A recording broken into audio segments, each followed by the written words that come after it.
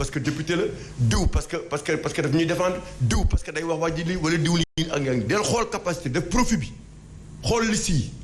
parce que parfois nga fal ñu xamante ni ne c'est des erreurs monumentales. moo tax il faut nit ñi di jàngat liste yi di xool ne bu ma demee Pikine de diw la ñu investir entre diw ak diw kan laa yaakaar ne tey bu demee assemblée nañu défendre liste nationale aussi ñuy xool bañ a xool ci diw yor na 4-4 kër gi rafet na boo ñëwee na la may 1000 francs wala na la may 2000 francs kan moo ñu mën a défendre assemblée nationale. c'est ça le grand débat et c'est ça que le débat c'est voilà le débat citoyen que le doit poser moo tax maa leen nuyu di la ziar di wax déwéniti sénégalais yëpp weeru koor bi yàlla ñu ko yàlla nangul te musa ñu su seytaane ci réew mi ndax am na fu mu këfee réew mi te il faut ñu buuxaat ko mu génne réew mi ci réew mi te c'est important mais fi ma bëggee wax dëgg mooy dañu am problème ñun fu ñu jullee te ngi julli jumaa it bu jotee tabaski korité dañu am problème jumaa ji gën a rëy mooy jumaa këri suuf jumaa yi boo xamante ne ça a été créé en 1844 1800 laa la wax. waaw. muy monument historique. nekk Tëngéej fii. 1800 moom après Pire moom la après Pire. c'est pas réhabilité. depuis là jusqu'à présent difficilement ren jii lañ jullee dañuy julli di ñaan pour que li ci kaw bañ a wàcc. loolu doy na waar. ban concentration la imam di def. doy na waar. ñun ñi toog di fa julli nee na jumaa ji moo ko gisate naa ko wane ajuma bii di ñëw. mais dinaa ko wane. mais y a un programme pour la réflexion des cités. mais c'est l'occasion de porter ce plaidoyer. te man Tëngéej dama leen di wax ne leen man yéen je ne vous comprends pas. élection présidentielle 52% lañ jox Macky Sall. 52. ce que personne ne pouvait imaginer. dans toute la région de Dakar ñoom la ñoo ko jox loolu. tey sa jumaa ji sax mënuñu ko defar. Youssou Mbargane yeneen yi moom. dama ci dama koy tudd sax. mais jumaa ji nga xamante ni ne. ku tedd ki. monsieur Abdou Aziz. Al Amin. ñëpp ñëw nañ fa toog di def ket ngir jumaa jooju. sëñ Babacar Sy toog na 9 jours di ñaan ci biir Tëngéej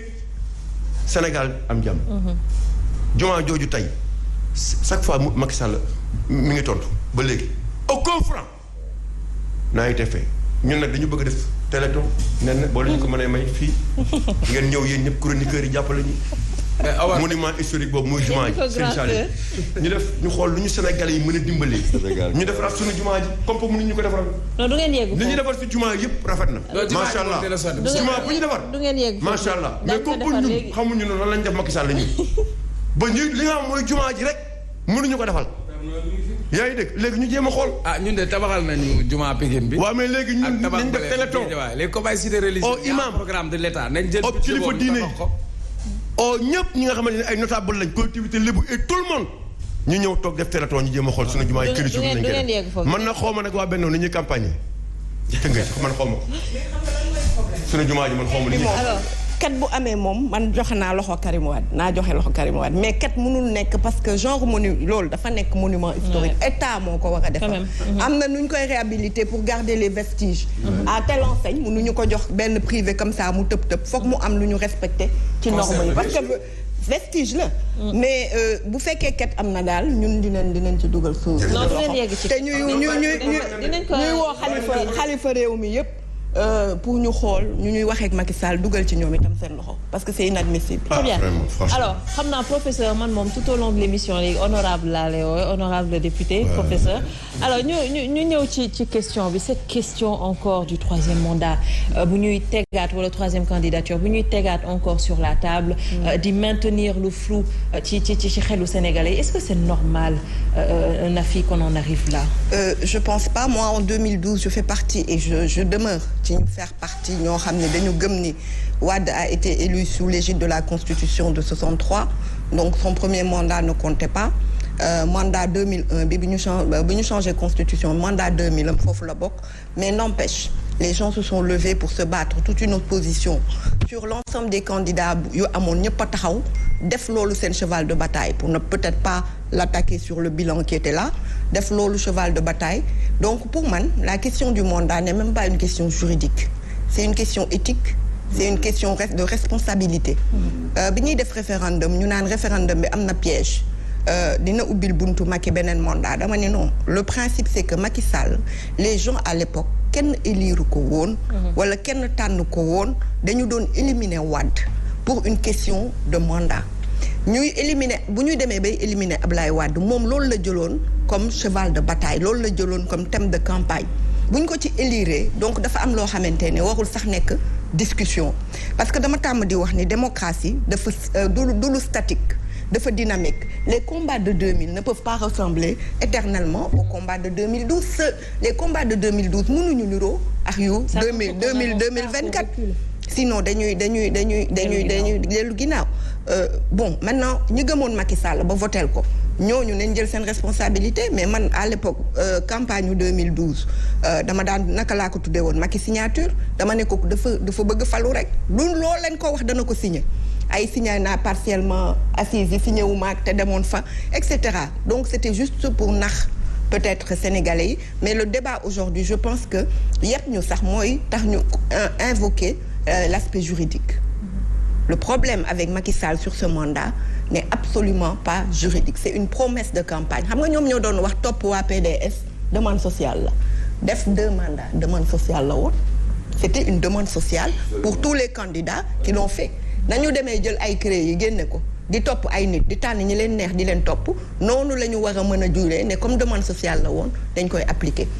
te man du ma nangu Macky Sall ne moom du ci wax bay sànni ay caxam noonu man ma nekk di ci wax mais sénégalais yëpp ils vont se lever ensemble parce que Macky Sall n'est pas meilleur que les présidents précédents ñooñu ñoo ko mën fuuf ëpp ko dayo fuuf te sénégalais yi nangaluñ leen un troisième mandat enfin pour moi un second mandat pour d'autres un troisième mandat moom duñ ko nangul xam nga am na yoo xamante ni ça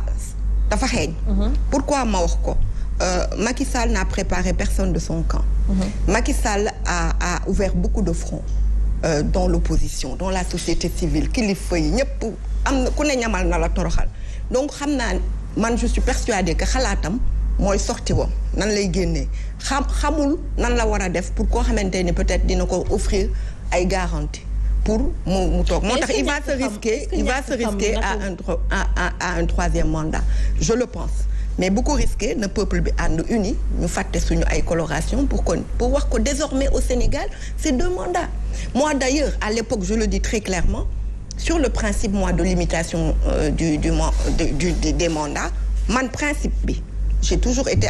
Omar Talla xam na ma bu yàgg j'ai toujours dit moi je suis absolument contre parce que on ne peut pas limiter laisser Angela Merkel faire 150 mandats pour moi le peuple est souverain d'élire qui il veut sur le